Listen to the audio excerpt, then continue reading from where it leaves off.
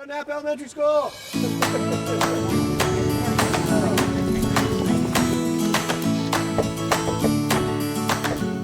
A group of cabinet members are walking around the neighborhood directly adjacent to Knapp and just inviting our neighbors to the open house on October 18th.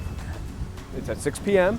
and we know they've been through a lot. There's dirt, there's dust, there's noise, and it's been 2 years, the renovation project. So we thought it would be a nice touch to just knock on their doors, invite them in person. Hello, I'm not a politician and I'm not selling anything.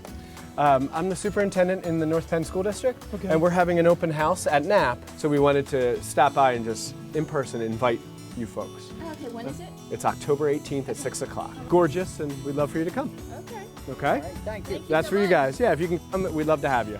All right. And say we really want you here. We want you to come in and tour the building, kind of see what you've been putting up with for the last 2 years, and that it's absolutely worked. So it's finally done and it's beautiful, and just want to invite you to join us on the 18th. Awesome, great. So if you guys can make it, Thank you. love to see the kids there. I'm sure they're probably busy, but if you can join us, great.